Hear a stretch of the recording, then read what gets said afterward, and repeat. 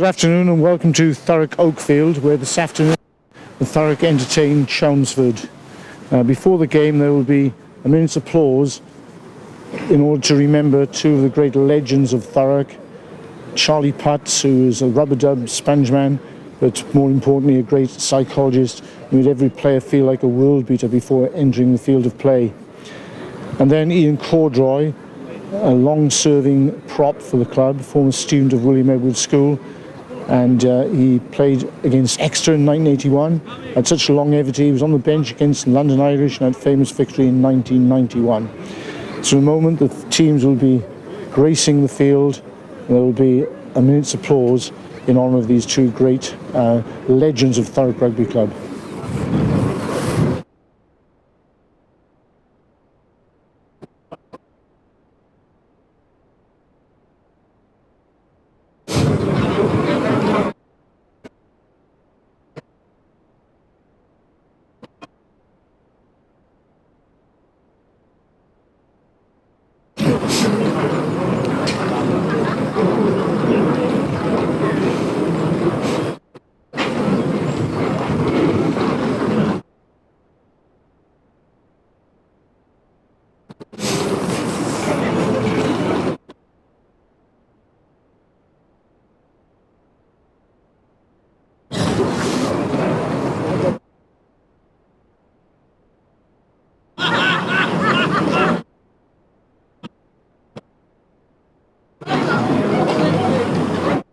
Gents,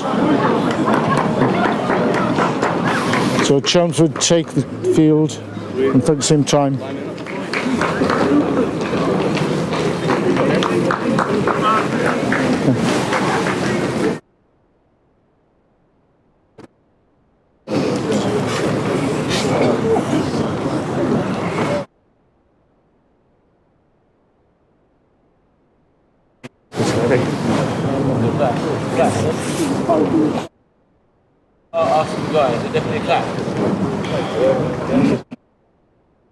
Thank you. Today we remember two legends of Thurrock Rugby Club in Charlie Putts and Ian Cordroy, a great prop forward at the club, and Charlie, of course, a rubber-dub man, a sponge man who served for many, many years.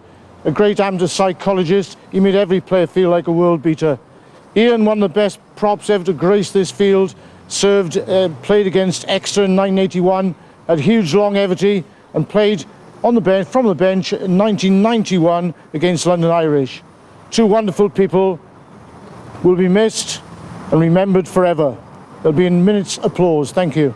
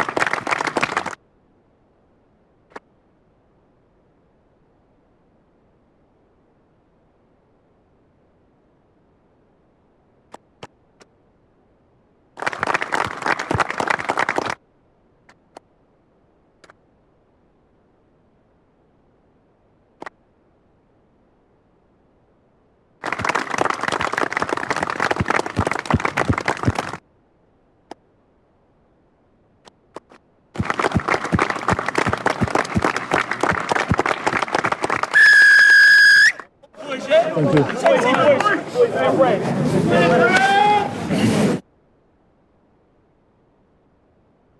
So today Thurrock entertained Chelmsford at Oakfield, and Chelmsford, of course, a city nowadays, and it's formed 1920. They played at Coronation Park for the last 40 years. 40 years. And, a couple of times, but way back up to the higher echelon rugby. A couple of quick promotions, and Thurrock had slightly the better of the game at Coronation Park, but the day will be another lively encounter, and may the better team win. So I'm delighted this afternoon to have with me my co-commentator who's been standing in for me over the last couple of weeks, Gabriella Diana. Good afternoon, Gabriella. Good afternoon, Ralph. So, Dan Stone's kicked off there towards the new area of the club. And I'll tell you that Jamie Moorish is at full back for Chelmsford. Jimmy Alloway is on the right wing. Ellis Lloyd forms a centre partnership with Joel Pearson, who comes in as a late replacement. Matt Jeffson's a fly half, Jack Acorn on the left wing, Brandon Powell scrum half. George Wood comes in for the injured Josh Cavey, who was the captain of Chelmsford. Matt Hughes at 7. It's a most amazing start for Thurrock. They won early possession, and Henry Bird saw the opportunity, seized the opportunity, and went in under the posts. And for Thurrock today, we've got Reece Cotter at 15, Kai Holloway at 14, Noel Clifford as vice-captain at 13, Henry Bird at 12, 11 is Harry Reynolds. Hopefully he's not swapped shirts with the number 14 today. Dan Stone at 10, Alex Jones at scrum half, Ben Timpson, number 8 and captain for today, Dan Olf at 7, Cody Holloway at 6, Caelan Watts-Adams at 5, Jay Jennings at 4, Aaron Atribus at 3, Lawrence Brown at 2, Tom Wellman at 1, with their finishers Ed Stevens, Dritton Loka, or Tanny, and Frank Wright. Also, my apologies for last week. I believe it was Dan Olf and Cody Holloway. I got confused, so apologies for doing it again this week. They both played equally well. They just got credit for things they hadn't done. It was great commentary, thank you. Just to finish off the Chelmsford team, Frankie Hart's in the second row, Will Cooper. Chris Arroyan is at tight head prop. Kieran Reeve is the hooker. John Warburton the loose head. So it's Matt Jefferson kicking off. Thurrock gone 7 points into the lead after just a couple of minutes. Alex Jones there, a little bit loose, and Jamie Moorish has picked that one up with the blue head cap. They have Ash Brown, Josh Smith, and Rhys Salmon comes onto the bench instead of Ross Toomey today. Head coach is Chris Green. The head coach for Thurrock and Direct Rugby is Martin Jones, with Dave Stevens, Dave Catchpole in attendance. Alex Evans is the physio. Alex Lamb from the London Society is the referee today, and he presided over the celebrations of life, I suppose you'd say, at the start of the game with the minute's applause. So Chelmsford won a bit of ball back quite quickly, fed out to the wing there, there's a little bit of space. It's a good run by Jack Acorn, he's gone outside Harry Reynolds. So they're having difficulty in pulling the man down. And there has been a turnover. So a helter-skelter of a start this afternoon, Thurrock Oakfield. A very large crowd, of course, in memory of Charlie Putz and Ian Corduroy. And one should mention Chris Willans as well, a player who passed away during the holidays. And our condolences go to their families. It was great to see so many old faces from Thurrock's past here today, albeit in very sad circumstances. So Chelmsford are a great old club, and as I said, they were formed in 1920, played at Coronation Park for over 40 years. They've had some great old players, Andy Green, Nick Sizer, Kevin Fuke, and of course down there in West Wales this afternoon, welcome to Colin Reynolds, known as Fledge, was privileged to play against. And to let him know, his stepson Scott James is here today, unfortunately injured in the game against Thurrock at Coronation Park. But he's here today, and good afternoon to Rachel Thomas down there, who actually taught Scott James. A great driving maul by Thurrock. Jay Jennings at the vanguard of that. That's the way you like to see a caterpillar, not in defensive mode, but actually in the attack. So it's stopped at last. Dan Stone's the ball, he throws one missed move. Kai Holloway's come to the line, he's looking for a gap himself. He's come inside, back outside, couldn't quite link up with Reece Cotter, but that's given Harry Reynolds a chance on the outside. He's put to ground. Alex Jones looking, it's a great take by Niall Clifford. Now Clifford puts in some coruscating tackles and makes some tremendous breaks, but he actually does the nuts and bolts extremely well. The straightening of the line, the bringing to the back division of the full-back Rhys Cotter. And of course, added to that is leadership as vice-captain with Ben Timpson. This has been a very promising start for Thurrock. They've been in good form over the last few weeks. Even though they lost at Eton Manor away, they played very well and managed to introduce 3 or 4 newcomers that day. Gabby, your impression so far? So far, I think that was an outstanding performance from the forwards. I personally have never seen a maul go that far one side, and it's gained them a vast amount of ground, and obviously it's put Chelmsford on the back foot a little bit, which is excellent to see. They certainly were on the back foot, and one wonders why it actually stopped. Usually keep going until it's put to ground and the opposition give away a penalty, but they decided to throw the ball out. They had a planned move in the backs and almost came off with Kai Holloway coming into the line, breaking inside. When he tried to go back outside the link with Niall Clifford and Harry Reynolds, the move petered out slightly. In the middle of the field, as Thurrock decided to recycle. Good afternoon to Bob Williams and Brian Davis in South Wales and John Langley in Tewkesbury, and our usual friends, the Cayman Islands, Mercedes and Jenny. Paul Stevens in Singapore, Mick Leckenby, who is skiing somewhere in Italy or France, or could be anywhere really, probably not Romania. Somewhere with snow. He always goes to place with snow. They've got artificial snow. I'll check that out with him first. And just let him know I'm speaking to the new microphone he promised to buy. Mick Leckenby, of course, one of our great players, long-serving players, and we passed on his condolences to Ian's wife.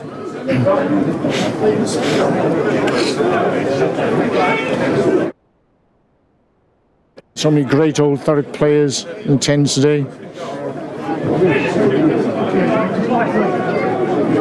Dennis Stone, there in the stand, Graham Morris, Tom Worsfold, Roger White, Steve Bowen, Chuwadi Wadi is here.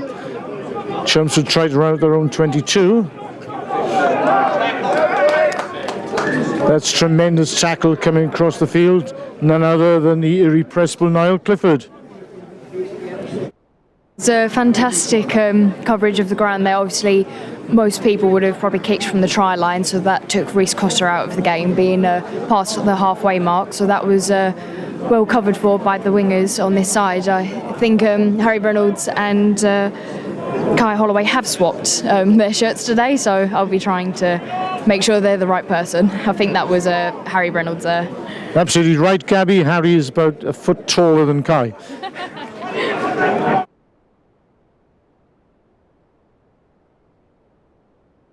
It's a charging, bullocking run by Thurrock, and Ben Timpson looking to poach there.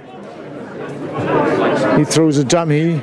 He's looking to keep up his scoring record. He's put to ground. Dan Stone at 10. Does a loop around, beautiful loop around. Dan Stone, but the ball has gone to ground again. Chelmsford picked up and they've decided to run from their own half. Refreshing to see a lot of teams trying this nowadays. I know down in South Wales, Dabsley, they actually run from everywhere. And it's bringing people back to the matches, even in the worst of weather. So it's a high kick out, and unfortunately Thurrock have let that bounce, which is not always the best measure with an oval-shaped ball. It's never the best measure. If you can get under it, get under it. So experienced Alex Jones waiting for the ball. Alex Lamb of the London Society has decided that Chelmsford have come offside in their search for the ball. Dan Stone has been given the responsibility of putting the ball away into touch.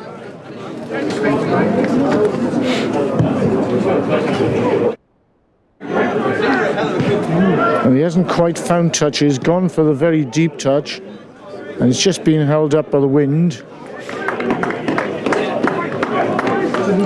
Always a difficult decision, that one, because if you don't quite get into the depth of the 22, then the chances of scoring from a driving line out are minimised. But if you actually tend to go for the deep corner, you can sometimes just fail, and that's what happened on that occasion.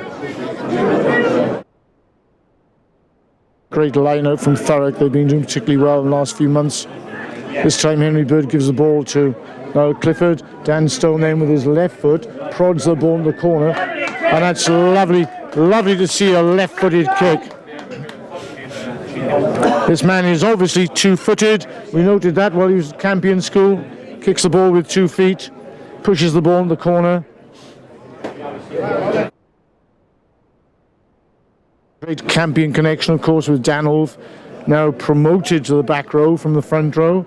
Caelan Watts-Adams and Dan Stone, Alex Jones, of course, another former student. Chelmsford managed to win that one, though. That's a great line-out. And that's Frankie Hart.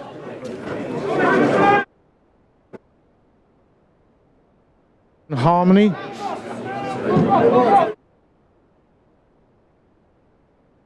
Chris Arroyon.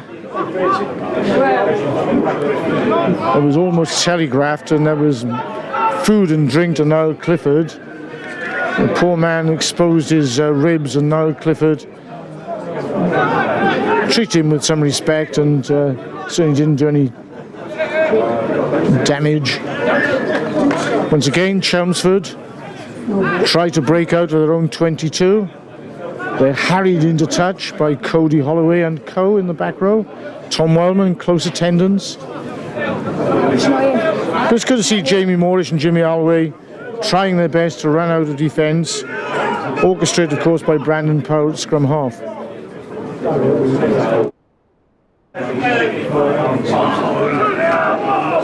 This time it's the salmon-like Caelan Watts-Adams, and I'm not just referring to the colour of his hair.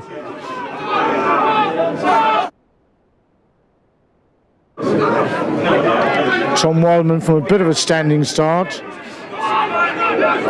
He has managed to recycle.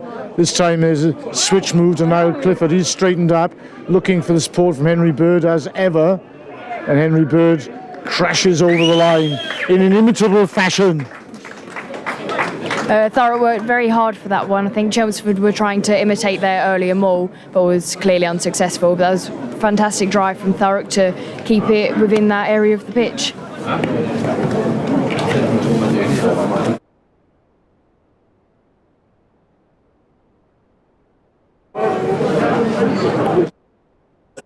And Rhys Cotter will be lining for the conversion again. There's a slight breeze this week, but not quite as bad as last week.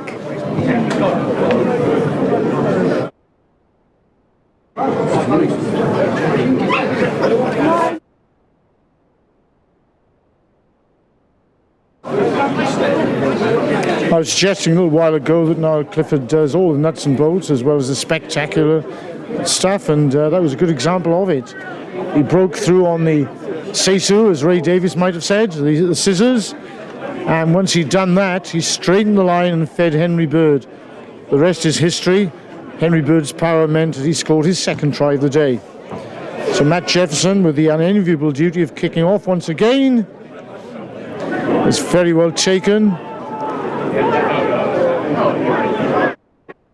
It's probably Caelan Watts-Adams again, although I have to stress we have difficulty with misidentification because we are diametrically at the opposite end of the ground from where the action is.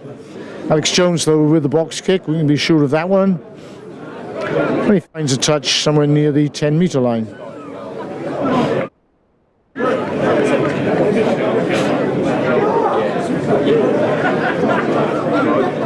I think the secret is with Dan Olf, he's got the head cap on. Well, that will be a bit of helpful information for me, I'm sure. Cooper, a little bit of a decoy to begin with. Is an excellent tackle by Cody Holloway in the middle of the field. So Chelmsford trying to get back into the game. We're on Thurrock's 10-metre line.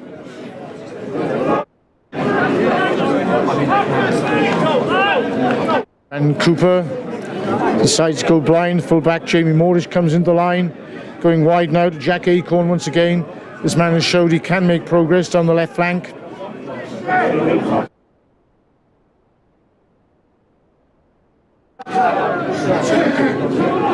This time it's the dustpan and brush Lawrence Brown who puts in the big tackle. Chelmsford lose the ball, knock it on. Then Thurrock in return have knocked on. The referees decide there was not enough of an advantage and brings us back to the 10-metre line.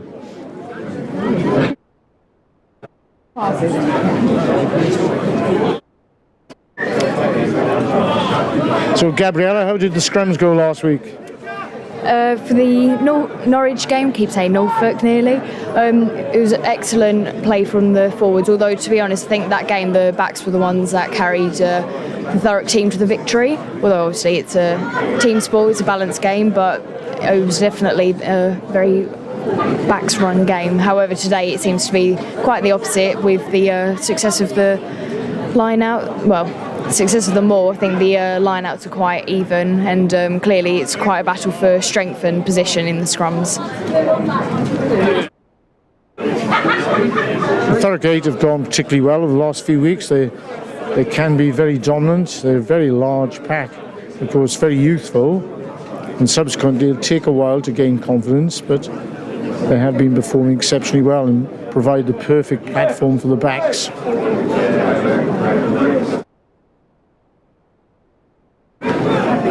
So Alex Evans has come onto the field, attending to captain Ben Timpson. Looks like he's had a bit of a bang to the ear.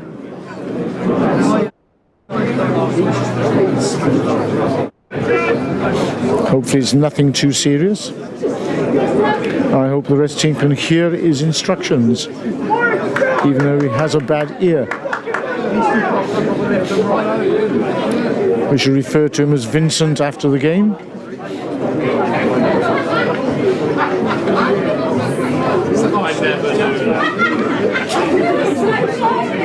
Well, with that headband, he could look more like Alan Pask used to look. Or Mervyn Davies.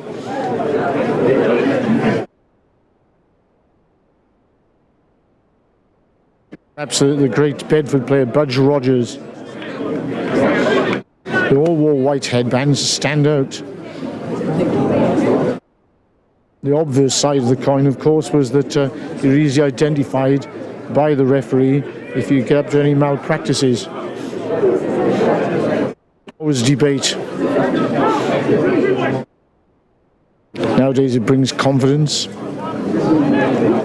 Feeling there's some protection against the head. So Frank Wright, who's been injured, is on the bench today.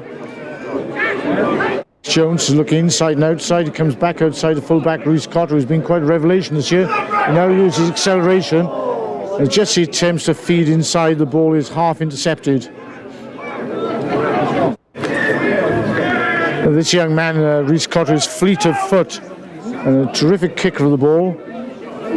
Thurrock give away the penalty. It gives Chelmsford the chance to counter-attack once again. That's a bit of a loose pass. Ellis Lloyd has to scramble to get it back, and now Clift has got the ball. He's managed to make half a break, feeds Harry Reynolds, who comes inside. Very tall man. Goes very close. Dan Stone throws a short ball inside to Aaron Antrobus. This time Cody Holloway takes a very hard, sharp ball. A great tackle on that occasion by Chris Arroyan. Thurrock still have possession. Dan Stone works a switch this time to Henry Bird. This time he's met by a party of Thurrock managed to get the ball back out. Tom Wildman comes wide again. Ben Timpson has the ball. Even with a white headband, he drives hard into the heart of the Chelmsford defence. Alex Jones is looking for runners. Wildman is waiting. So come back zigzagging blind. Dan Ulf with the headgear. Numbers stacking up. Dan Stone. Once again, great defence by Chelmsford. They managed to do their best to escape that situation. That's a great round defence. There's Jack Acorn, who's taken it 40 metres out of defence. Full marks to Chelmsford for their enterprise. Now they've got a bit of confidence, but Thurrock intercept that. Jay Jennings has picked up the loose ball. This really is a roller coaster of a game. It's ebbing and flowing. Danolf tries to tidy up proceedings. Alex Jones comes back to the blind side. Short ball to Aaron Antrobus. He's well tackled around the ankles. Thurrock recycle. Cody Holloway. I must say, in the conditions, it's been an enterprising game. We hope it continues.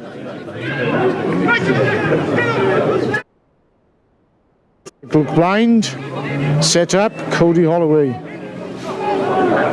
Great run from the young open side. Feed the ball back, Dan Stone winds around. Almost some structure midfield. Rhys Cotter gives Harry Reynolds a chance. Harry Reynolds comes inside, he throws the ball inside to Rhys Cotter. And the touch judge has put his flag up. It looks as if Harry Reynolds just had a foot in touch. Great passage of play from both teams. No wonder they're on their haunches, gasping for breath. That was excellent play. I think Chelmsford's tackles are getting very dangerously good. They seem to be opting for a one high, one low technique, or a very quick over the shoulder, which obviously very legal, but obviously very dangerous for injuries and just for a winning of the game. But hopefully Thurrock continue to perform excellently with their back moves, and they'll get a few more runs in and hopefully a few more tries. Of course, the double tackle can either win you the ball back or leave you short of numbers, and Thurrock are trying to expose the wide outside when this happens. They almost did on that occasion. Harry Reynolds had half a chance but just stepped into touch at the vital moment. See 3 teams playing at Thurrock this afternoon. 3 matches at home, I think. Maybe 2.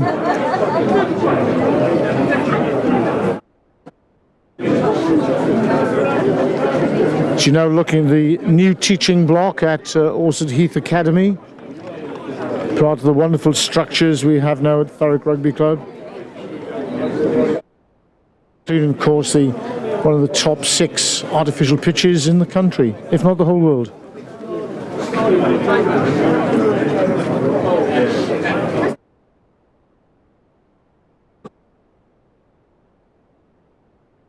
So it looks as if Chelmsford have adopted the policy of not kicking at all today. They've had the ball in their own 22 on several occasions, and they've elected to run, and perhaps they feel this is the best chance they have of breaking up the game and getting back into it. Good leap by Will Cooper again.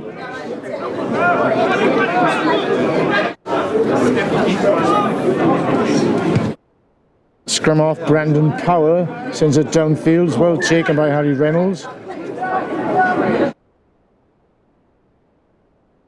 Referee goes back for an earlier infringement at the line-out.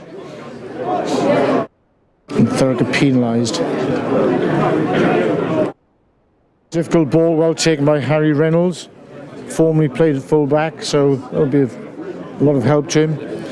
I must say the ground's in perfect condition today, bearing in mind the monsoon-like climate we've had in this country over the last week or so.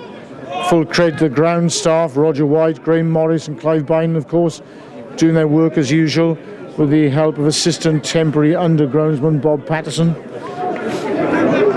Good to see Lew Hughes back this afternoon after a brief illness, bout of the flu or something or other. And it's good afternoon to Carl Napier this afternoon, who's in the Canaries. Last year he went to the Budgies, this year he's in the Canaries on holiday.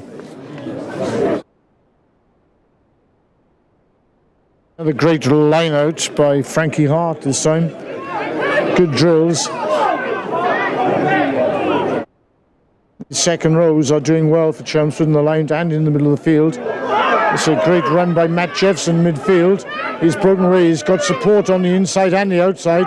He's put Jack Haycorn in. But that's a wonderful tackle by Rhys Cotter. And that was all that Chelmsford deserved for their enterprise. They've been running everything. On this occasion, Jack Haycorn has broken away, outwitted and outpaced most of the cover defence, but to his credit, fullback Rhys Cotter just got there in time and tackled Acorn into touch. But for the neutral, what a great move. What a great conclusion. Unless you're a Chelmsford supporter. So Lawrence Brown to throw in. Gone to the trusted hands of Caelan Watts-Adams. And Thurrock get the drive on again. It's gone to ground. Legally. Ball comes back to Dan Stone, who's able to clear his lines.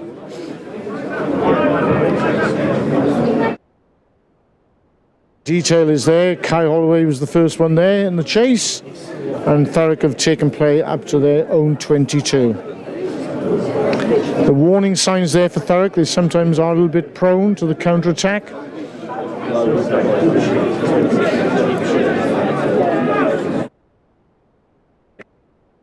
Chelmsford carry on with their good work in the line-out.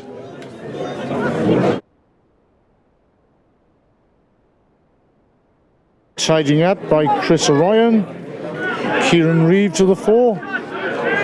You said John Warburton.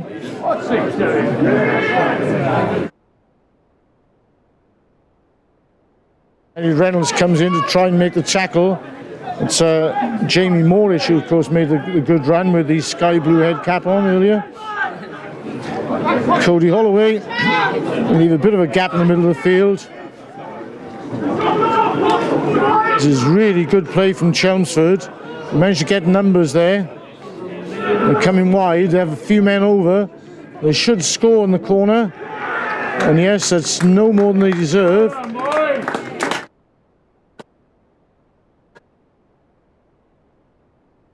That is a bit of a wake-up call for Thurrock that has been coming for a few minutes.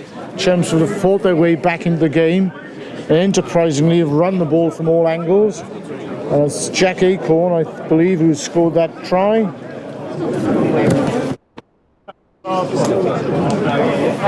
He has managed to get close to the posts to give Matt Jefferson a chance to convert. Sorry, it's probably Jamie Moorish. Once again, I'm guilty of misidentification. As only as I can see the blue head cap. Now, Jamie Moorish with the blue head cap is going back. It looks as if he might have scored the try. I think it's Matt Jefferson with the conversion. Well, as Chris Green explained before the game, they had a few injuries and it was unsure who would be taking the kicks today. And also unsure who would be captain in the late absence of Josh Cavey. Perhaps just as well we couldn't identify the kicker because he's missed that one. I think that was excellent play from Chelmsford, but also fantastic, fantastic heart from Thurrock to keep making those excellent tackles again and again and again. It was just unfortunate that they couldn't get the numbers across to the far side, but an excellent try from Chelmsford.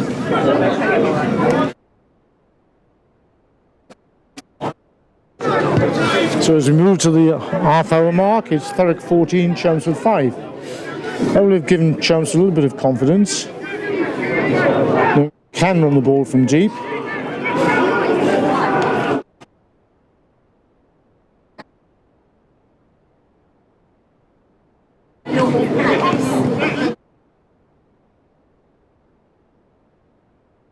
Joel Pearson cutting inside. This time they elect to kick the ball. It's bounced over Ben Timpson's head and gone to touch. So they do have a kicking game.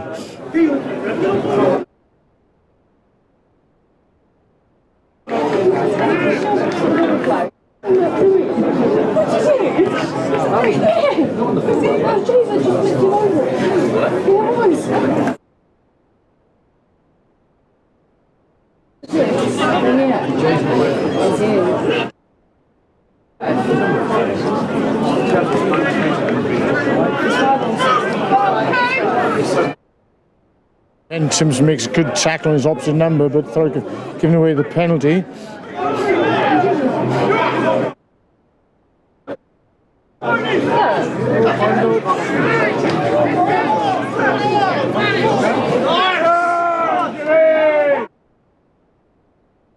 Wonderful tackle on Jimmy Allway from Rhys Cotter. This man certainly doesn't shrug his duties. Jay Jennings wrestling for the ball, trying to rip it clear. It's a free play for Chelmsford, so they have a penalty coming. It'll be interesting to see whether...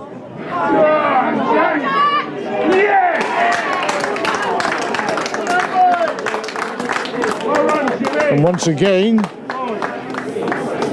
after that tack down the right by Jimmy Allway, the ball has gone across the field the other side, and Jack Acorn is a beneficiary once again, showing fleet of foot. He dives over in the corner, and this is looking like a very interesting game. Yes, it's definitely getting much closer in the score region, although the little fights and shoves are a little bit stupid, with lack of a better word. So hopefully the tension starts to die down a bit. Obviously, with such a tight game, it's bound to be high, but hopefully people keep their heads and their sportsmanship in this game. As I suggested, the game is ebbing and flowing, and on this occasion it's flowing more in the direction of Chelmsford at the moment. A difficult start for them. They've come into the game and they've shown what they can do on the outside. A couple of very quick players, and they'll be able to cut through the Thurrock defence on a couple of occasions. So it's Thurrock 14, Chelmsford 10.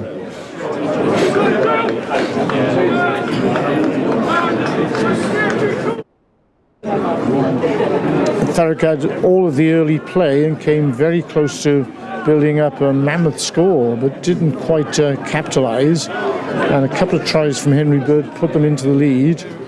But since that time, Chelmsford has managed to break out almost at will, and managed to get on the scoreboard on 2 occasions, both on the left wing. So Dan Stone to restart.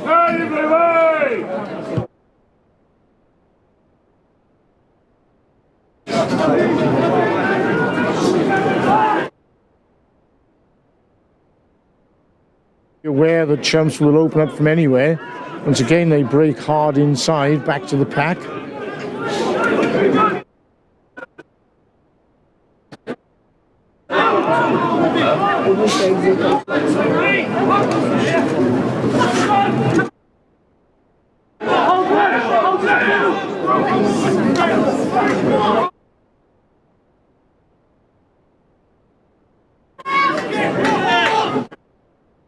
Alex Jones forced to do the mopping up duties there.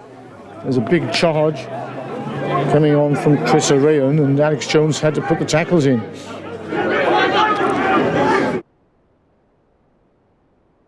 So this will be a job for the coaches now to get Thurrock back into the right modus operandi to try to win this game.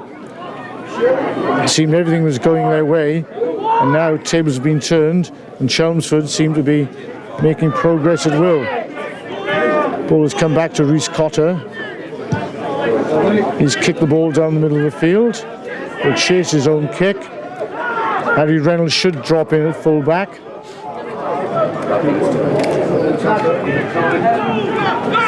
This time a superbly timed tackle.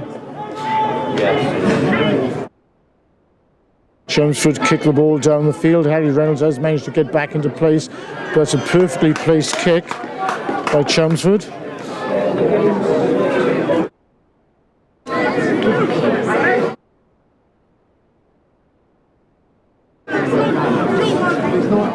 Ben Timpson, the captain, getting a little bit agitated, I think possibly with one of his own players, I'm not sure, can't see from here. For whatever reason, something happened on the pitch which we couldn't see.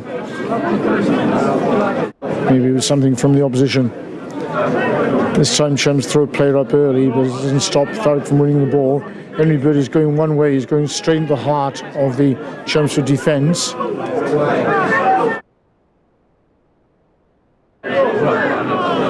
Slowed down, and Andrews has lost the ball and given Chelmsford a chance once again to break out. Jimmy Allway is flattened by a cover tackle by Harry Reynolds. And Chelmsford have the penalty.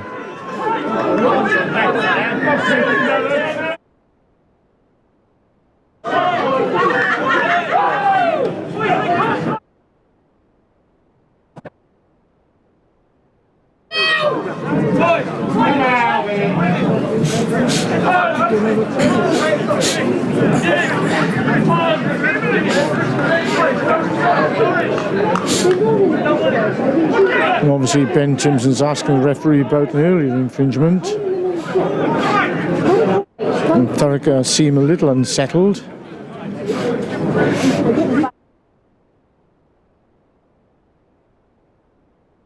Referee Alex Lamb is having none of it. He's called the captains forward. Jamie Moorish is the captain for Chelmsford from fullback.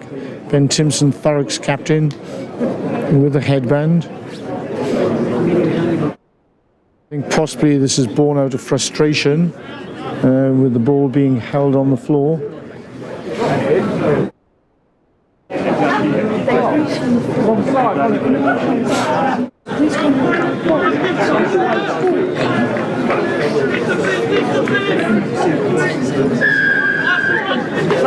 The two captains make their peace.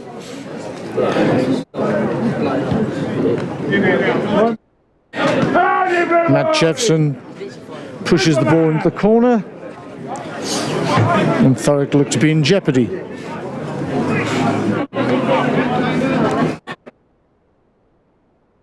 Gabriella, why do you think this game has turned on its head?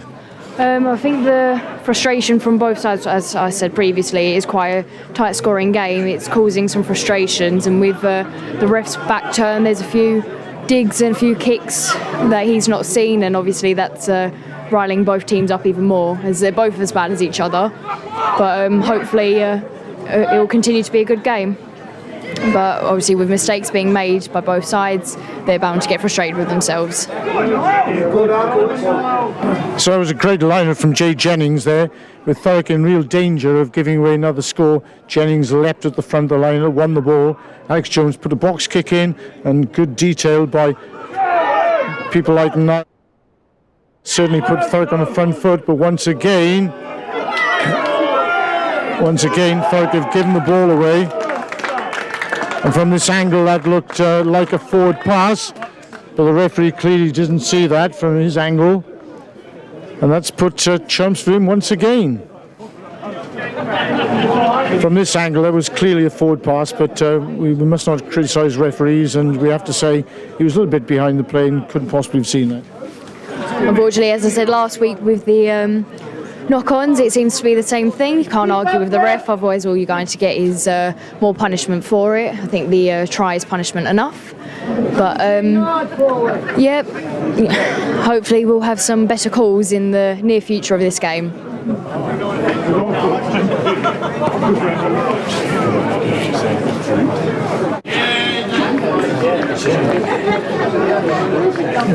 Very generously, the Chelmsford coach suggests the ball was forwards, but it's Chelmsford 15, Thurrock 14, with a conversion to follow.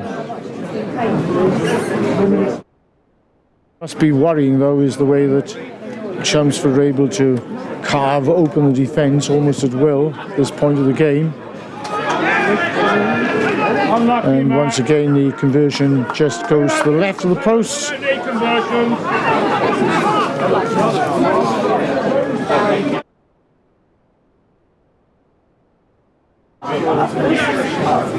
Whatever the cause, one has to say that Chelmsford have played some really good rugby during the last 15 to 20 minutes and deserve their narrow lead. And Stone restarts again. This time it's the cardinal sin of not going 10 metres. How many times do we see that, even at the highest level, international level, the giving away of a try, followed by the compounding that situation by the kickoff not going 10 metres?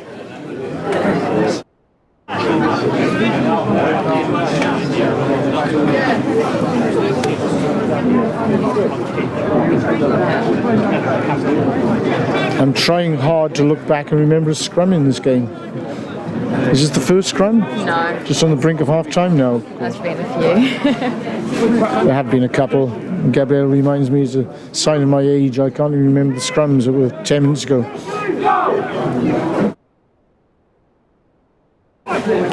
I think the last scrum from Chelmsford quite surprised Thurrock. They've been used to dominating their scrums in the last few weeks of games, but Thurrock seemed to be, Chelmsford seemed to be doing well to push them back and give them more of a challenge.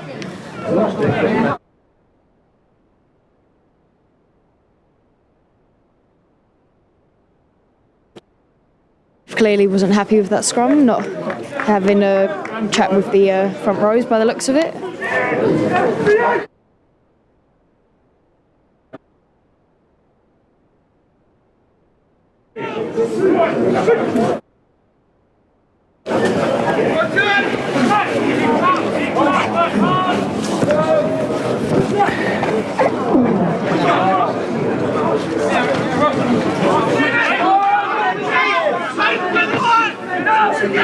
Simpson didn't fall for that dummy.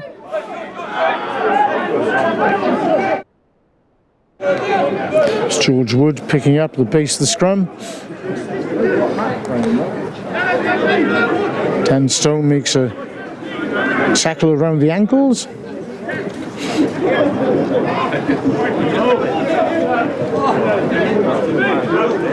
Even though the ball is dropped, Thurrock can't capitalise.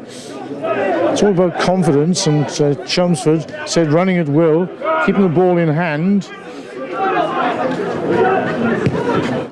This time they do kick the ball across the field. It's a very good cross-field kick. It's running away into touch, and that's a 50-22.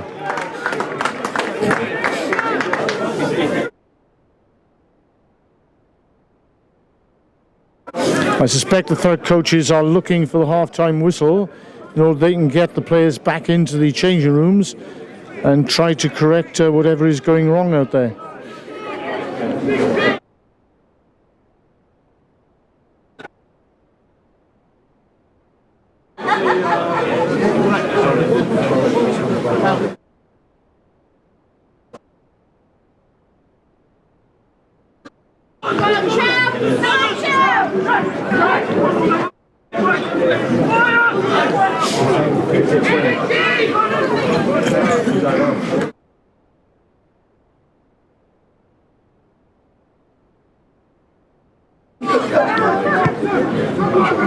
This time Thurrock win the turnover, and that is the half-time whistle. Thurrock had the perfect start to the afternoon. They scored a try within the first couple of minutes, courtesy of Henry Bird. There had been some great movement, some wonderful switches in the middle of the field, particularly by Niall Clifford and Rhys Cotter, and Henry Bird got his second try. Rhys Cotter converted with ease, but then Chelmsford adopted the policy of running from every angle, every direction, found they could make ground, grew in confidence, and they finished much stronger this first half. So that was a disappointing last 15 minutes for Thurrock, and the coaches decided to keep the players on the field and obviously to look at the tactics and look at ways of stopping the opposition. In the first game at Coronation Park, Chelmsford, Thurrock won their first game of the season, and they came out victors largely because they tackled Chelmsford off the park. And it's probably not wrong to suggest they should do the same thing again in the second half. Gabriella, what were your impressions of the first half? I think it's been excellent play from both sides. I think both teams are now realising, although the pitch is excellent for rugby, obviously they're all covered in mud now and probably quite soaking wet, so they seem to be slipping off each other, which is why they seem to be opting for a shirt grab instead of a sort of shouldering and tap of the ankles. But other than that, it's a very balanced game. It's nice seeing a very even playing field. Obviously makes for an interesting game. Before the game today, Thurrock paid tribute to two of its legends. Ian Corduroy has passed away, prompting tributes and messages of condolences to his family for many quarters. An outstanding player during one of Thurrock's golden eras. He was a front row forward who learned his rugby at William Edwards School under the tutelage of Messrs Zavaroni, Byron Davis, Howie Evans, as well as club president Brian Howells. He was a teammate in school of Steve Putz, Graham Holbrook, Clive Ballard, Dan Foley, his great friend. Of course, Graham Holbrook and Steve Putz went on to captain the first team. And Steve became an outstanding coach, which included a wonderful win over London Irish in 1991. Other school teams that include other highly talented players that generation who became friends and teammates of Ian, including Austin Fitzmaurice, Andy Dixon, Trevor Burge and Ray Page. Ian endeared himself to his colleagues through his honesty, decency and dry, laconic sense of humour. Nicknamed Grumpy for some unknown reason, he was also called Bowling Broke during his time. And I was privileged to meet the young Corduroy as a new teacher at William Edwards in 1970. I soon got to know Ian as a powerful, highly skilled player. He's even good in the midfield of the football team. And he threw a spin pass in rugby as accurate and swift as any scrum half, particularly John Marnie and Steve Bowen. He became a constant source of quick ball from breakdown. His longevity was incredible too, starting in the first team in the early 70s and even being on the bench in that great game against London Irish. The biggest upset in the history of English rugby. Ian often appeared in the front row with Kevin Wakefield and Glyn Bond, his great friends, before occasionally being selected as hooker for big games. I remember that Ian's mother had a curtain in a haberdashery shop at the parade. Upon leaving school, Ian followed into the family business before embarking upon his career. Always a family man, Ian and his beloved wife Lynn were regular visitors to the club after his long stint in the black and whites. A real character and personality, Ian devoted his life to Lynn, daughter Jamie, son-in-law Luke and grandson Harry. Our thoughts and condolences lie with them on this very sad occasion. At Thurrock Rugby Club, we've been privileged to have played alongside and known Ian. As John Langley said, we've lost another great man from a golden generation.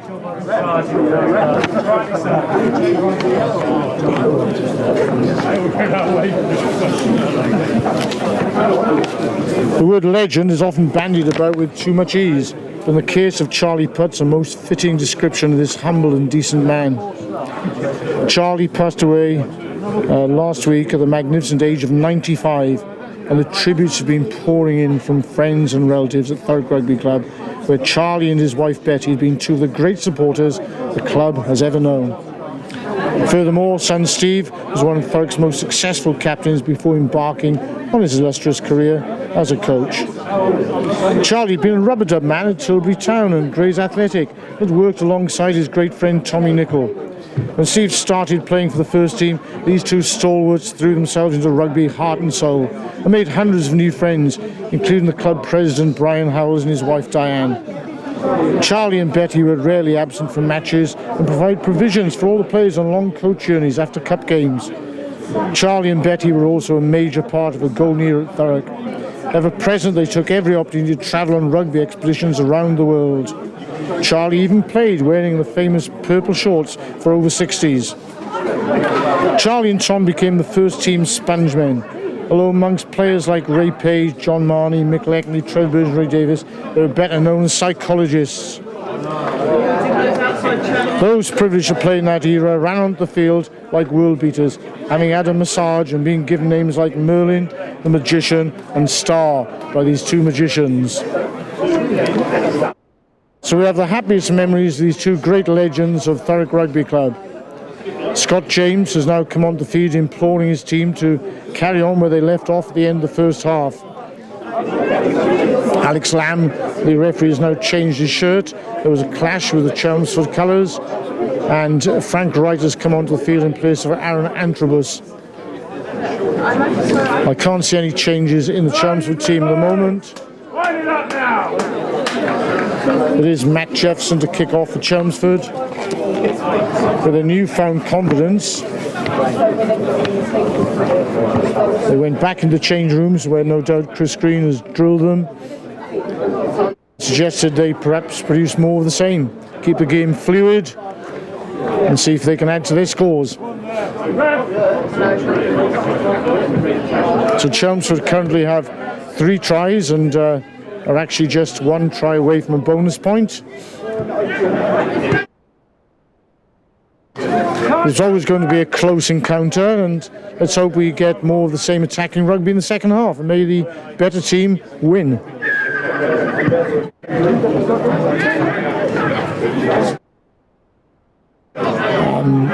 This time the kickoff has just gone 10 metres. There has been knock on from Thurrock.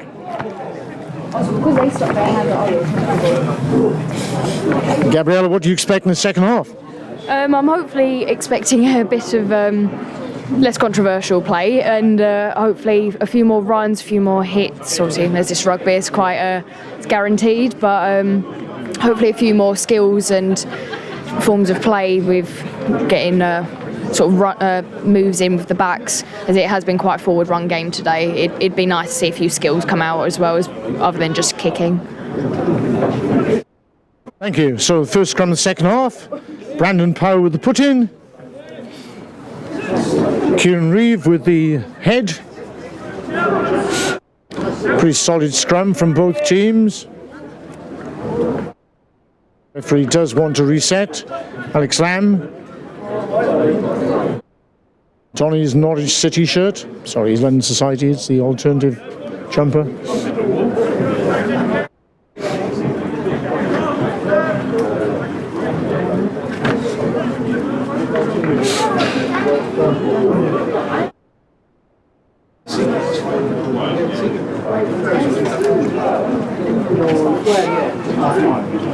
Chelmsford have succeeded in the first job, which is quietening the Thurrock crowd this afternoon.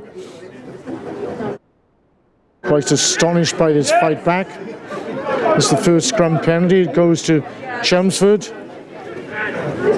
Get on with the game quickly.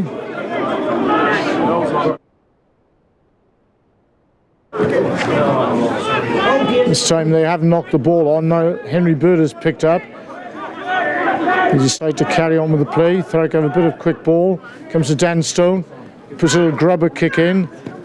Unfortunately, that's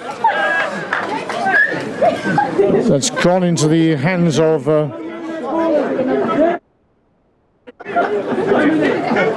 bit of entertainment there. There's, Jack Acorn is tackled and touched by Rhys Cotter, and his shirt gets covered over his head in the process. Luckily, it's saving him from the very deep puddle, which is close to the exit. So Lawrence Brown, we've got a perfect view here. Well, straight in front of us.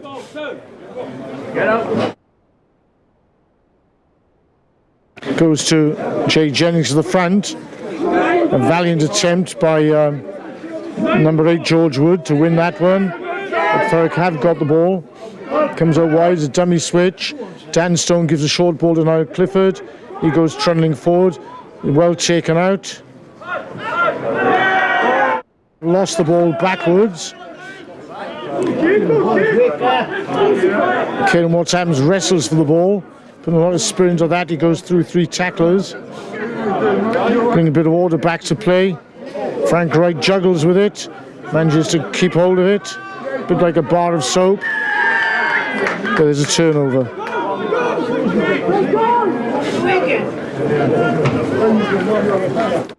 So Frank Wright isolates himself after the juggle for the ball. Found guilty of holding on.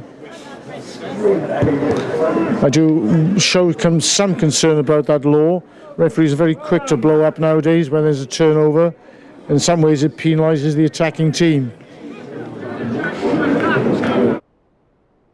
Yes, to the letter of the law, absolutely 100% right, Mr. Lamb. So Chelmsford wrest the initiative back. They've gone to the Thurrock 22. Jay Jennings fights for the ball at the front, but Will Cooper's managed to keep that one. Chris Arroyo this time throws the short pass. Comes out the back. The full back comes into the line. Kai Alway has to come across to make a tackle. Jimmy Alway. Now Clifford. Can't quite get the opposition to touch. Chelmsford retain possession.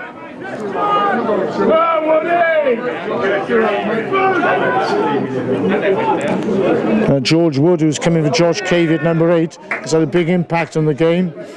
It's a really good piece of work by Thurrock. And an excellent clear out by Caelan Watts-Adams. And a tremendous tackle by Cody Holloway.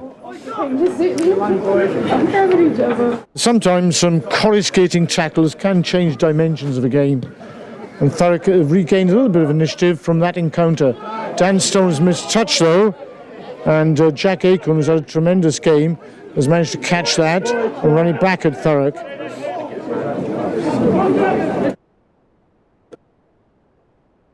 Once again, the full-back comes in the line to make the extra man. Rhys Cotter is stayed at full-back. Thurrock are alert to it. Dan Stone's had to come across and make a tackle. And once again, Chelmsford have had a double movement and given away the penalty. There's 2 penalties in a row to Thurrock.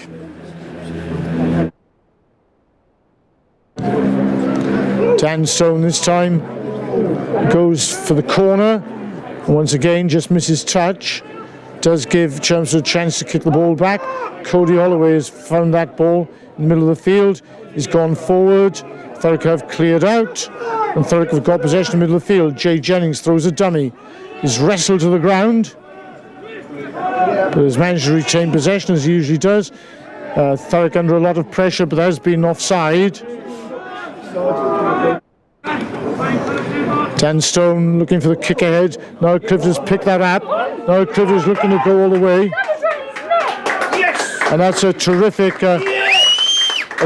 opportunity seized by Niall Clifford and created by Dan Stone.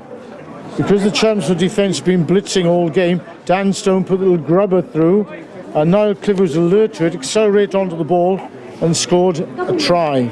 This centre partnership is bringing great rewards to Thurrock.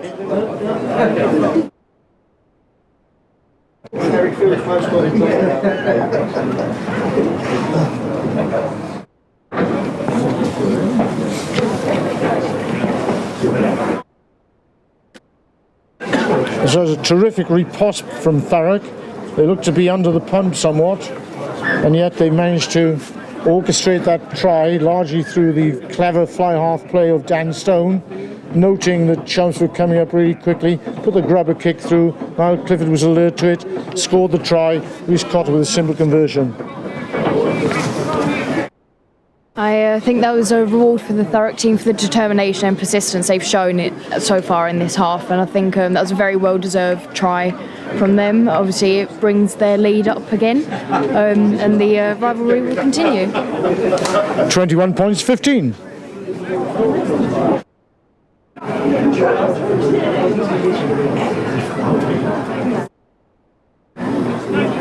Once again, a good example of this topsy-turvy game. First one side, then the other in the ascendant. And Thurrock looking to be in grave danger. Suddenly managed to put a couple of good tackles together, won a couple of quick balls, the odd penalty, and then a stroke of genius from Dan Stone, to be fair. Not enough fly halves make the defence honest. It has to be pinpoint perfect, of course. His earlier kick led to Chelmsford picking up the ball, but Jack Acorn was pushing a touch. This is better from Thurrock. Alex Jones, Jay Jennings, always makes ground, that young man. He's off his feet.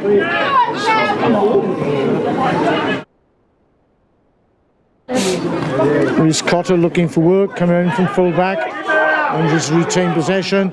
Thurrock come blind. Now Clifford going down the touchline, throws ball inside.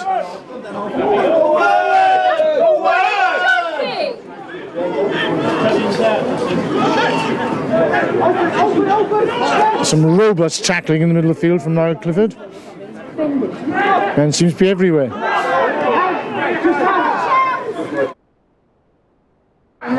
Jack Acorn, but it's a great tackle. It's a wonderful tackle from Rhys Cotter. In danger of taking the man above the horizontal, he managed to ease him into touch.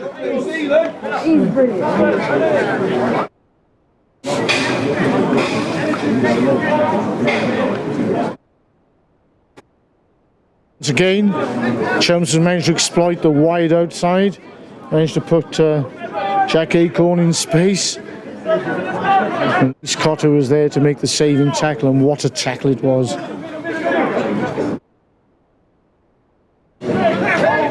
The reliable, dependable Calum Watts-Adams.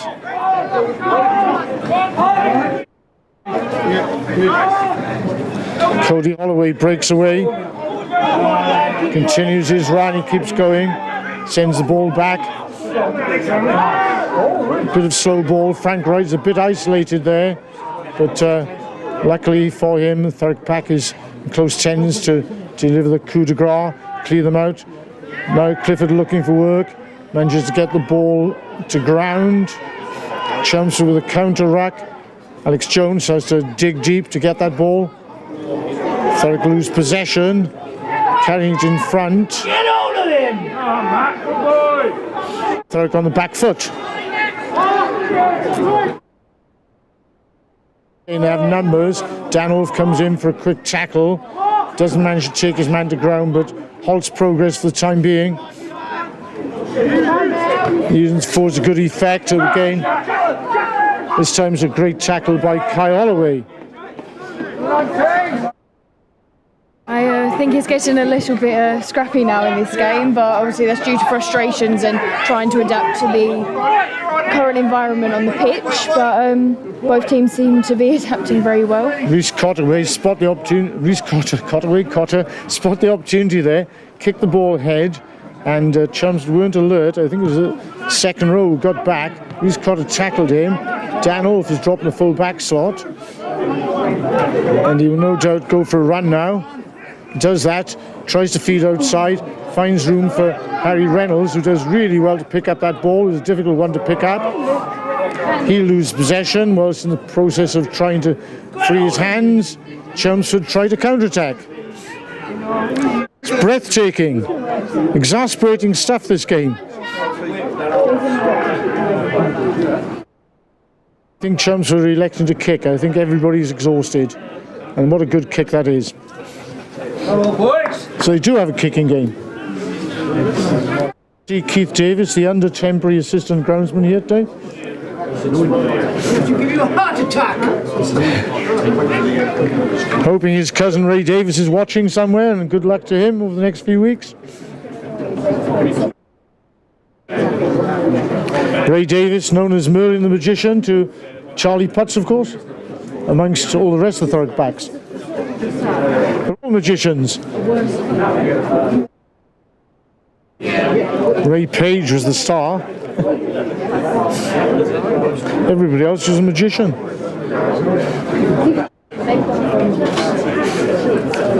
Britton Loca, having recovered from the flu, been out for a month, and probably keen to get on the field.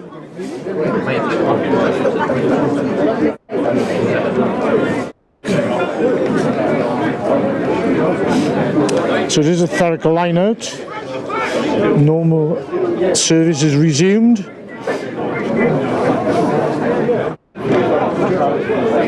This time there's a bit of struggle for the ball, but Thurrock managed to win it.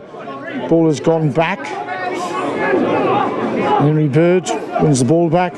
Dan Stone, now Clifford. Kai Holloway's come over from the other wing. He's well tackled, manages to get to ground. Chelmsford have won that, but he was the second man in. Well spotted, yeah? You can't hold it.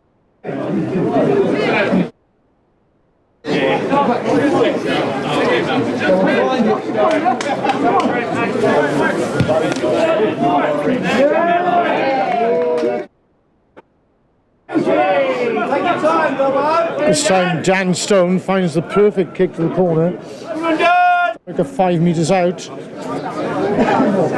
One must remember they had difficulty in the last line out, which they won, but a bit of a scrambled affair. So this time it looks as if it's going to the front of Jay Jennings. It's going to Calum Watts-Adams to the back. He managed to take that, but is well sacked by Chelmsford. They get that to ground immediately, which of course they're allowed to do. Danolf has got the ball in the middle of the field. Low centre of gravity, he's won the ball back. Thurrock of Dan Stone. Dan Stone goes the loop around, now Clifford. The ball has been lost. And Chelmsford have the advantage.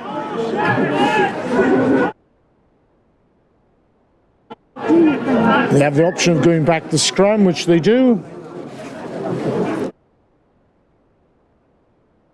It's quite unfortunate. Thurrock had a good attacking line out. The ball was won cleanly, but the Chelmsford tactic of sacking immediately paid dividends. Thurrock could not get the driving maul going, and subsequently were forced to run the ball through the backs. And with the attempted loop around by Dan Stone, the ball went to ground. I think Thurrock have taken the success of the first maul very much to heart, and I think they keep trying to repeat that success without much success. But that was very unfortunate there. Excellent play from the backs and nice communication between the forwards and the backs, which is always a key aspect of the game. And I think Thurrock are very deserving to be where they are in the pitch at the moment, because they seem to be driving closer and closer to that line, but Chelmsford are doing well to keep them at bay at the moment. Of course, in case we're not even-handed, you must say Chelmsford have been playing with a lot of panache and elan today.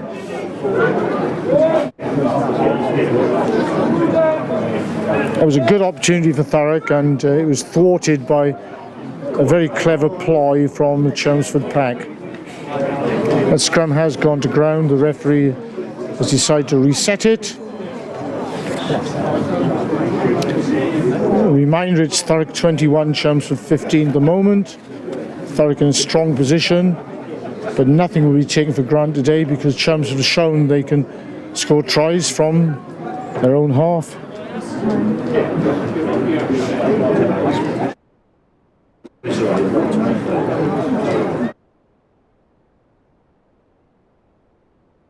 See Dan Foley at Thurrock today, a great friend of Ian Cordroy, played with him over many seasons, another man of William Edwards, looking like Michel Bastiat, the great French second row.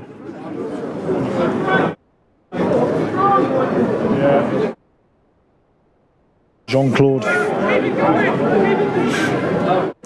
So Chelmsford pick up as Woods at the back. He's had a fine game in the absence of his captain. Thurrock have won the ball back.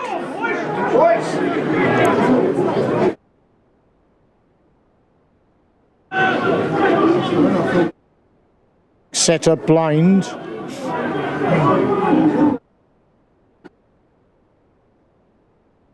Alex Jones, short range, feeding the back row. Comes Jay Jennings.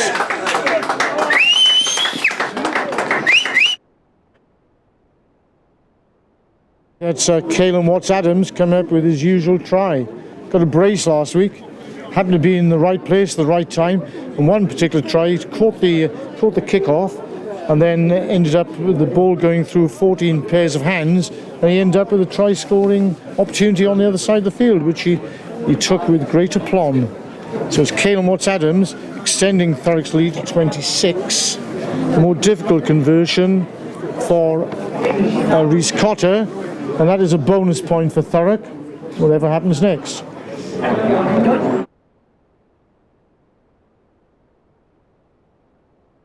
Sorry about the misidentification, of course. Jay Jennings is Caelan Watts-Adams' second row partner, and they look nothing alike. They have completely different colour hair, but just goes to show how difficult it is here. But luckily I have Gabriella correcting me, as she knows Jay quite well, and Caelan as well. As unfortunately a miss kick there from Rhys Cotter, but not one of many miss kicks. The Chelmsford prepared to kick off to Thurrock again. I think Thurrock have got a second wind in their sails. Hopefully they'll continue with the same determination that they have since the beginning of this game. It's still a relatively narrow lead, which of course can be overcome by 2 converted tries, 2 goals. Matt Jeffson to kick off. This time he drills it long and hard. It's gone to Lawrence Brown, who's picked that up really well. This man does all the hard, unseen work. He does it exceptionally well. So now it's Ben Timpson and now Clifford.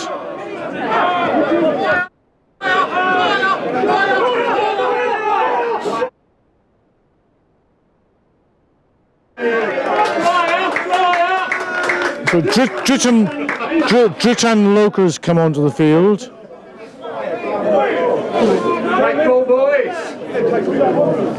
And that was a tactic by Chelmsford called firepower. They drove over the ball. Unfortunately, it was illegal. Dan Stone's just missed touch on an occasion.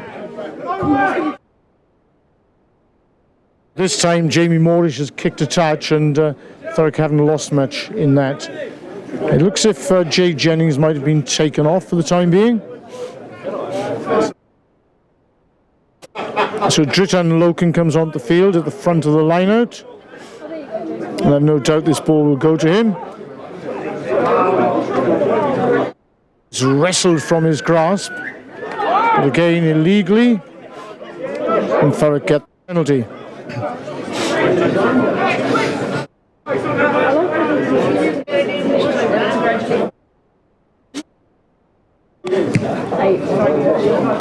Thurrock have 3 or 4 outstanding second rows at the moment, and there's a question of rotating in order to get them all into the game. Jay Jennings and Caelan Watts-Adams have done brilliantly over the last month or so, but it's good to see Dritan Loker, the Albanian, coming back into the game.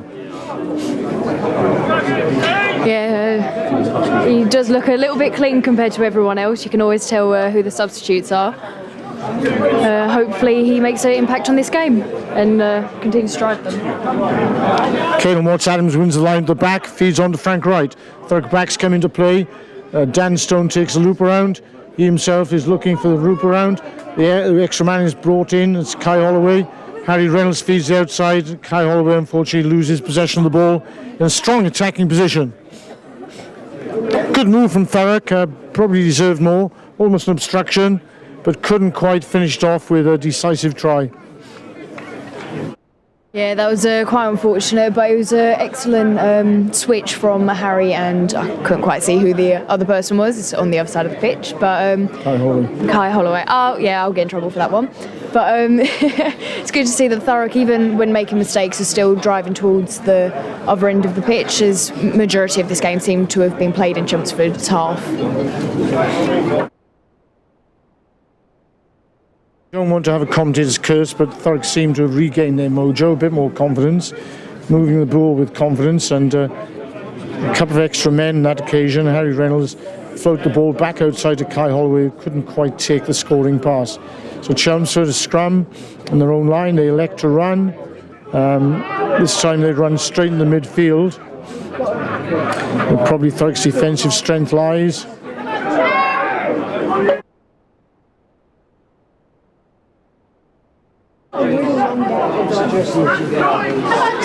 Oh, come on! Kai Holloway, alert to the danger. This is Jack Acorn. A terrific tackle on Jack Acorn. Unfortunately, there's an injury in the middle of the field to a Chelmsford player. And the referee's attention is being called to that.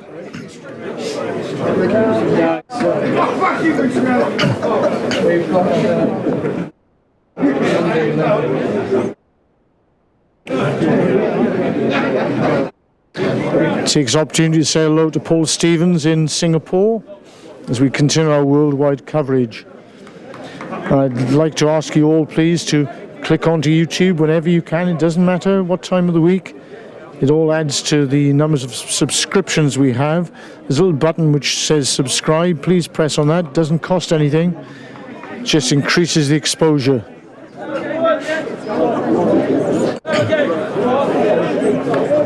So after that tackle by Kai Holloway, it's Lawrence Brown to throw the ball in. Goes to Caelan Watts-Adams, who takes that with support from Dritan Loker. Come on!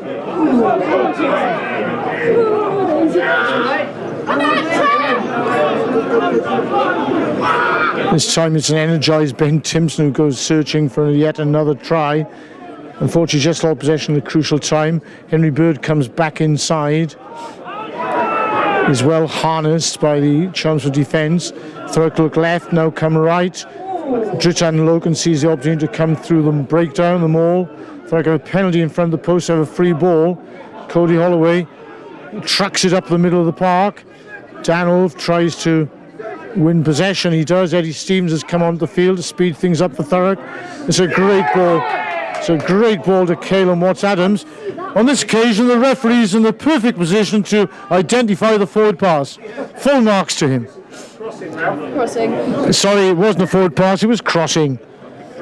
I got excited there and I got corrected by Mr. Kidd there. Thank you very much, Mr. Worsfold. Nevertheless, Thurrock do have a penalty in front of the posts. And with a lead of 11 points, they might be wise to kick this one with the bonus point already in the bag. Yes, and Rhys Cotter comes forward. The tee is put onto the field. I know I'm stating the obvious, but he should kick this one. I'm sure Tom Worsfold would have put this one over. He probably would have tapped and gone. I'm sure his father would have done. He wouldn't want to take the responsibility.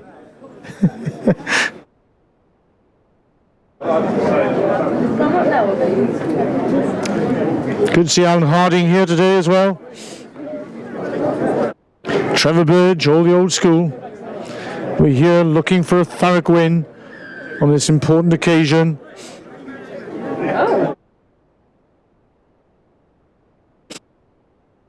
So the referee explains the decision for the penalty.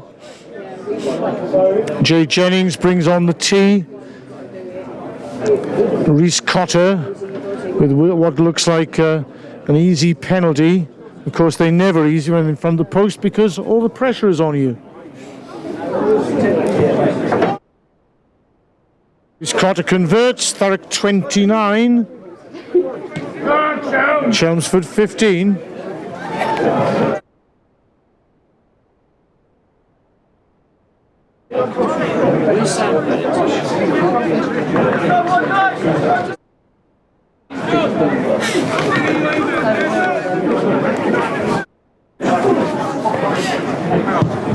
So Jefferson with a long kick. It's gone straight over the head of Caleb Watts-Adams, and that is a scrum back. It's gone directly into touch. Good decision to leave that by the young second row.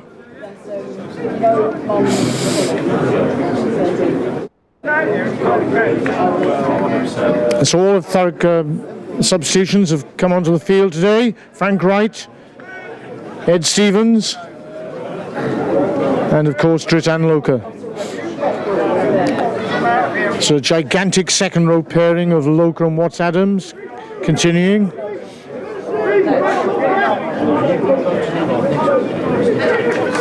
Aaron Antrobus on the sidelines. I wonder whether he will get back on. Sometimes props only play 60 or 70 minutes.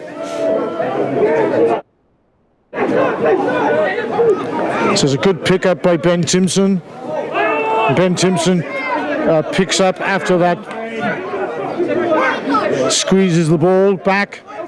After that abortive kick by Rhys Cotter, charged down. Ed Stevens, Tom Wildman. Tom Wildman is held up in the tackle.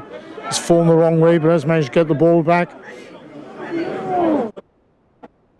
Ball's for Dan Stone. Dummy run. The ball is going backwards at a rate of knots, but Harry Reynolds has got the ball. He's got a chance to show his pace on the outside. Just gets tackled. That's offside. Side, but the referee has seen nothing. Danolf picks up the ball under huge pressure, goes through a half gap. Frank Wright looked like a high tackle, but he's thrown to ground. So that's a magnificent take by Cody Holloway. Some people won't be aware, but he used to play scrum half, so he's used to those. Thurrock have a penalty coming, but they've played on. Reynolds has lost the ball in contact. The referee goes back to the earlier infringement. Looks like a high tackle. Yeah, I think there's been a number of high tackles here today, and that's a yellow card for number 1 for Chelmsford. But I think it's about time that these are starting to be called on for both. That's John Warburton who's got the yellow card. There were 2 high tackles in a row. The first one wasn't seen by the referee, but that one certainly was. and he's tried to restore some order to the game. As Chelmsford desperately try to get back into the game by fair means or foul. So Dan Stone with the opportunity to give Thurrock an attacking platform. He makes no mistake this time.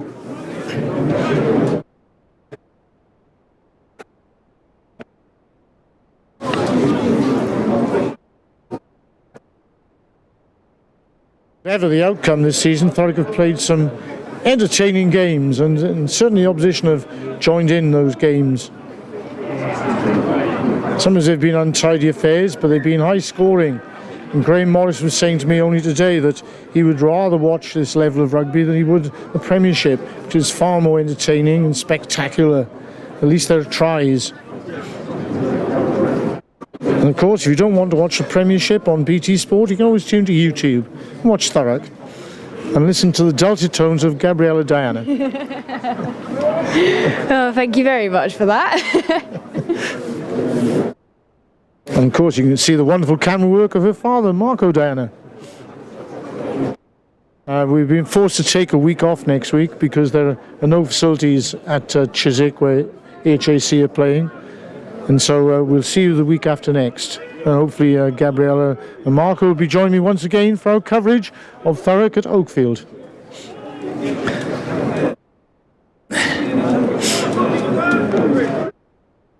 The lights are flickering on around the borough at the moment, but of course with the 2 o'clock kickoff, there's no need for the floodlights to be used at Thurrock in these days of saving energy and being eco-friendly.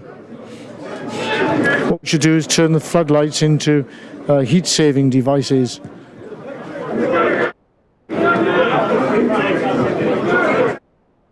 If the floodlights could be wind turbines as well, that would go a long way to solving some of the country's problems. There are lots of floodlights around the place. They could be added to my invention of rubber radiators, because the theory is that hot water bottles retain their heat for at least 4 hours. So if you make very big hot water bottles and place them on radiators, you'll stay warm all day. That ball has gone over the top from Chelmsford. Dan Ulf is the beneficiary of that. Wins the ball back. Ed Stevens gets a Dritan locally. Feeds back a lovely pass. Here's now Clifford. Rhys Cotter's in the line. Niall berates himself for the one loose pass of his whole career. Very exciting, fast play by Thurrock. Rhys Cotter came to the line. Now Clifford usually finds him with aplomb. On this occasion, he's slightly overdone it to put the ball a little bit too far forward in front of the full-back. Normally he accelerates onto it, but even he didn't have the pace to get there.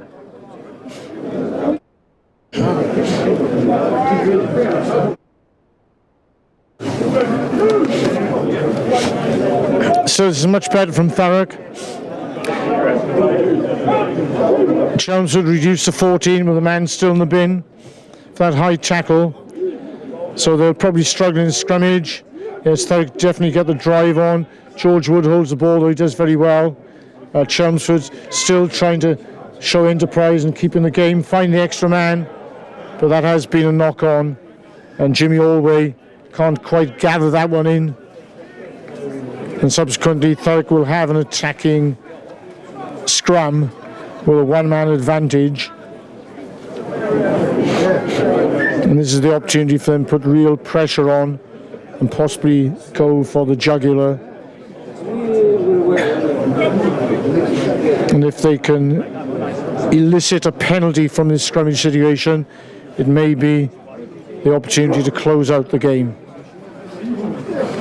Yes, unfortunately, it looks like we've got an injury on the Chelmsford side. Hopefully it's nothing serious and it'll cleared up very soon. I think that is Jimmy Allway. But even though that was a very fortunate misstep for Thurrock from Chelmsford, as I believe if it hadn't have happened, they might have had a shot at getting a full run of the pitch and possibly a try. But unfortunately for Chelmsford, they're still way deep into their own half. But we'll see how this game closes out. There was, in fact, of course, hooker Kieran Reeve, who had the same blue head cap as Jamie Moorish, the full-back. They both look identical with their head caps on, sky blue. It's Alex Jones, Ed Stevens to put the ball in. Good to see his father Kelvin Stevens here today, drinking 3 pints of Guinness, all the same time. Good pick up, Ben Timpson, extra man, Ed Stevens, Dan Stone has come to the line, and this time Harry Reynolds has come into the line. He throws a dummy with a line yawning at his mercy. Can't quite get the ball to Kai Holloway, and Thurrock give the ball away. And because of complaints to the referee and dissent, they sent back 10 metres. Harry Reynolds came in, made the second extra man after Eddie Stevens was passed the ball by Ben Timpson. Kai Holloway was on the outside. Harry Reynolds was forced to throw the dummy by some good defence. And this time the ball is mistouched. Rhys Cotter has got the ball. He decides to kick the ball across the field. That's brilliantly taken by Jimmy Allway. Gives him the chance to counter-attack. He kicks, but that's charged down. He regains possession.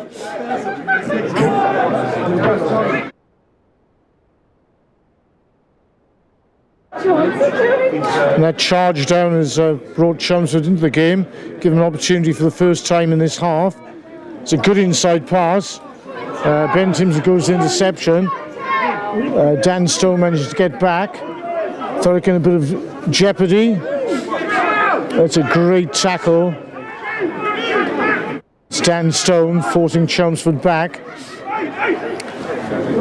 And almost miraculously down to 14. Chelmsford have found a way back into this game. It's a good movement by Chelmsford. Good spot tackle by Thurrock. Jimmy Allway has got ball. And Chelmsford looking really dangerous. Chris Arroyan, much to the fore. Chelmsford run out of numbers, but they have got a penalty, Thurrock being offside. Going with the game very quickly. Dan Stone has made make a big tackle on a forward. Thurrock hold out just.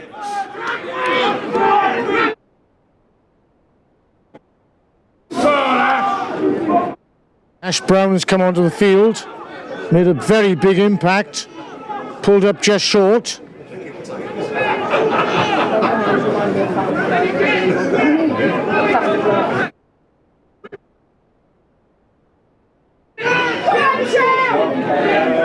Some more solid tackling by Thurrock this time, but again looks like an offside.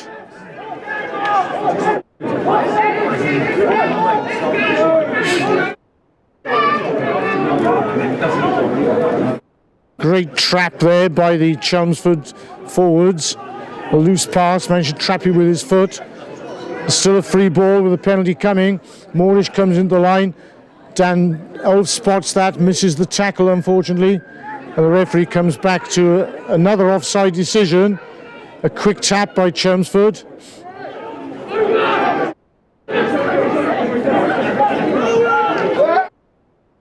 Oh, are you kidding me? Another offside by Thurrock, and this could well lead to a yellow card to even up the numbers. And Chelmsford have scored.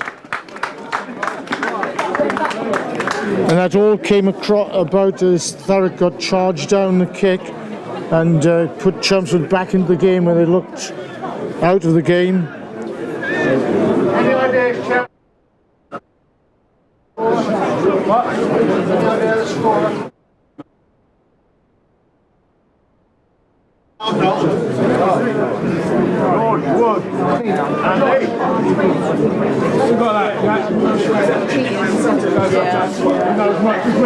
And that's conversion. It brings the score up to Chelmsford 22, Thurrock 29. So it seems if Thurrock was strolling to victory, once again they imploded to an extent by giving the ball away.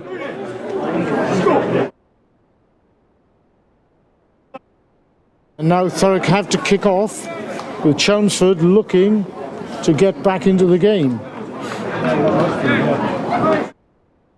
Currently they at least have 2 bonus points with 4 tries and within 7.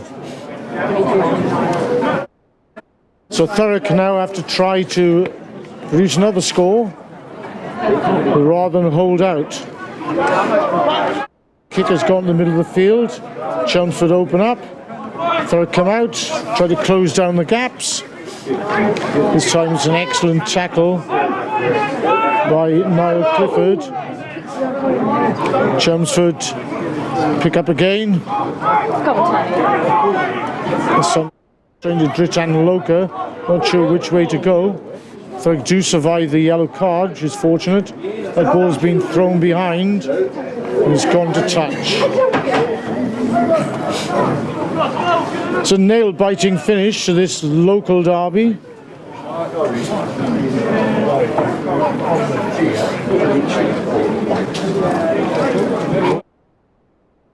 Both teams have played their part in a highly entertaining game at Oakfield this afternoon. The Thurrock faithful are hoping their heroes can just about finish off the game in the lead. But Chelmsford will always be dangerous with the ability to run from their own line.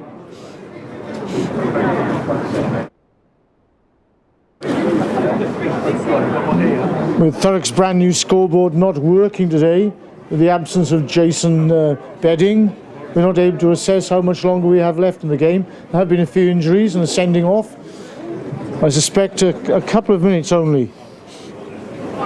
Ask Gabriella what she thinks. How long to go, Gabriella? Well, as we can see in the background, the Mongrels have just finished their game, so there can't be much longer left. Obviously, Chelmsford have got a try and a conversion to get yet if they want to equalise, and another one to win. So, as you said, I don't want to do the commentator's jinx, but Thurrock's chances seem to be very good, especially with the progress they're making at the moment. Good line out drive. Loka has the ball close to the line. Now Thurrock have ball close by. They're driving. Frank Wright is looking to charge over on the post. Just being held up. Thurrock go to the left. Use the forwards once again. They are now given a penalty. No, someone's on the floor injured. Oh, sorry, there's been an injury. And that looks like a head injury.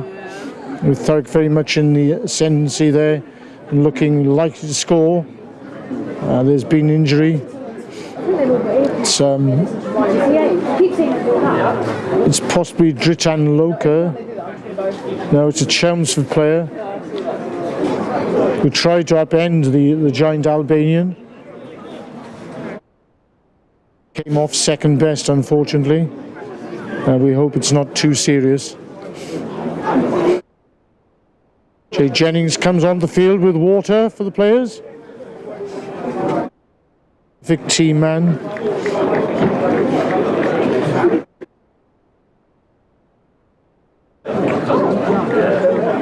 So the giant prop Ash Brown is on for Chelmsford, hoping to shore up their scrummage. Thurrock have the feed and head, quite close to the posts. Eddie Stevens will put the ball in. I wonder whether Ben Timpson will pick up to make the extra man, or whether Thurrock will go for the drive.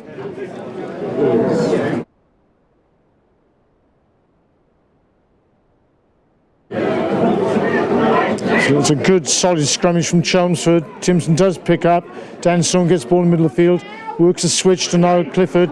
Niall Clifford's very hard to stop from close range.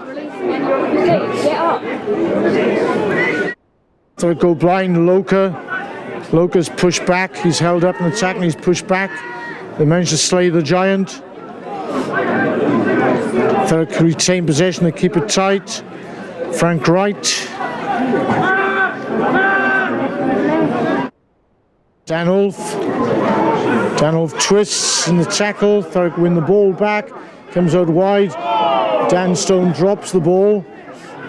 And Thurrock have picked it up and playing the advantage. They've come out wide. They've done very well. Thurrock have to scramble across the field. And given away possession, they know Chelmsford are dangerous. And that's unfortunately has been a knock-on from them in front of their own posts. The referee had played sufficient advantage. Subsequently, the referee comes back for the second knock-on.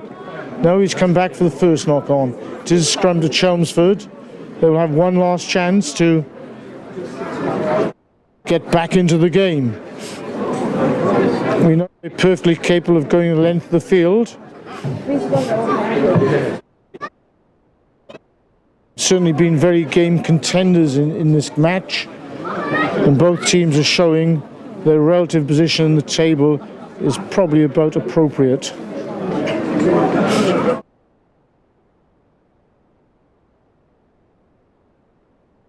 The Thurrock's fourth team have just completed their game on the far pitch. They're wending their weary way back to the clubhouse on this dismal grey day.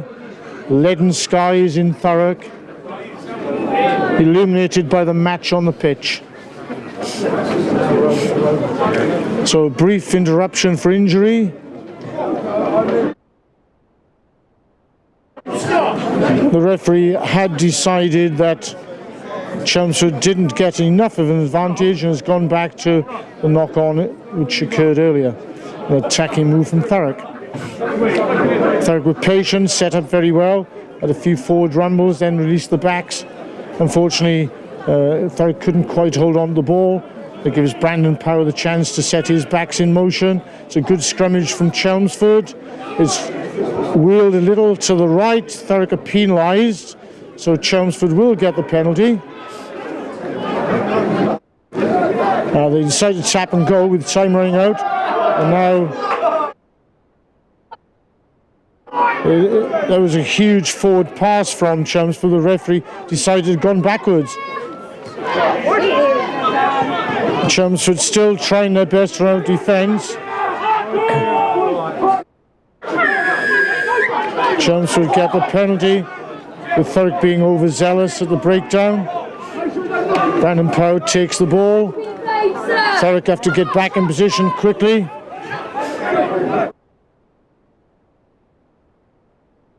Danolf managed to make the tackle in midfield. Thurrock have given away yet another penalty. Everything is a bit frenetic at the moment. Everybody desperate to make the last tackle to end the game. Now, I'm afraid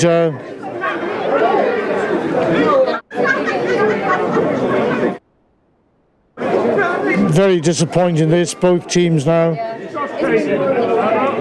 The game has broken down, discipline has broken down from both teams. The referee goes across to try to restore order.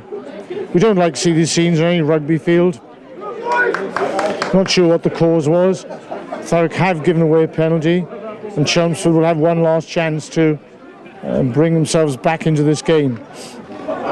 Thurrock are told to march back 10 metres, sorry, in the metric age.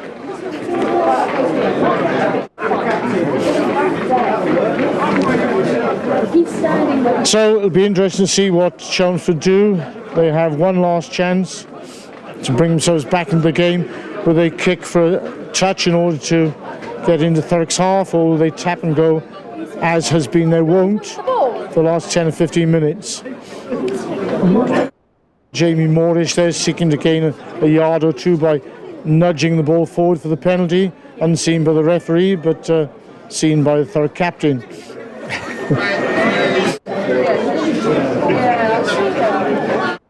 This will do nothing to restore relations between the teams. Frustration being shown by spectators and players alike.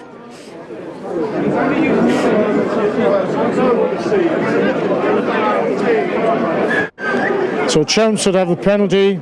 They are going to tap and go. This looks like the last play. The ball comes out behind to the backs. This time they lose the ball. Kai Holloway gets away.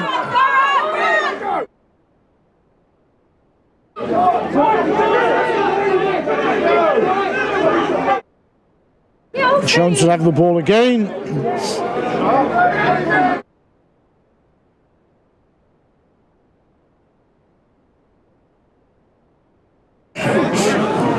So the Thurrock try to restructure their defence as Chelmsford come again. Thurrock go diving in the tackle and miss the tackle. Chelmsford come back wide again. This time they come wide. Henry Bird makes the tackle this time. time Henry Bird forces his man to touch. There's a little bit of retribution.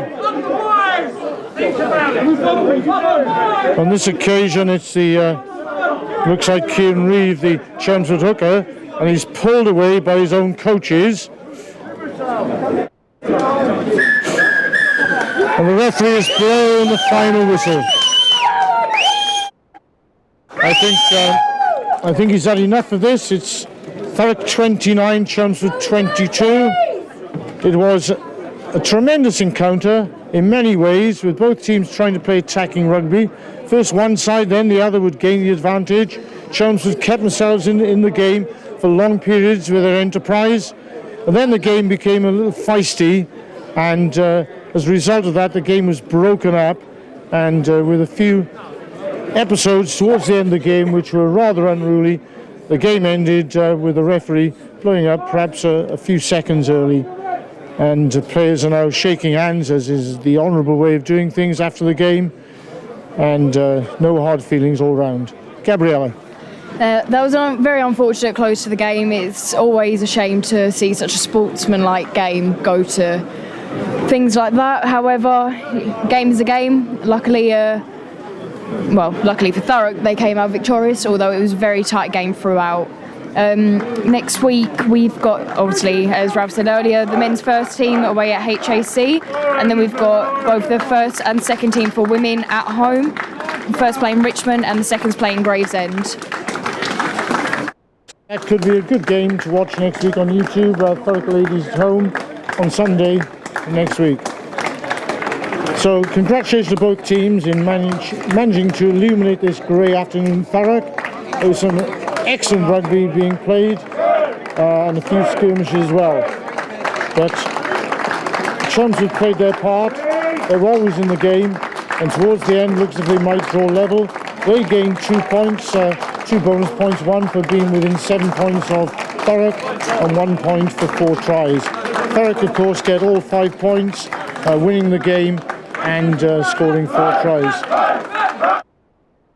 It's a memorable day when we remembered Charlie Putt, Sandy and Corduroy. Thurrock players go to the crowd to thank them for their participation today. So it's good afternoon from Thurrock Oakfield today, and Thurrock once again climb up the table, and Chelmsford have been very good in their opposition today and deserve their 2 points and came very close to drawing the game. Good afternoon.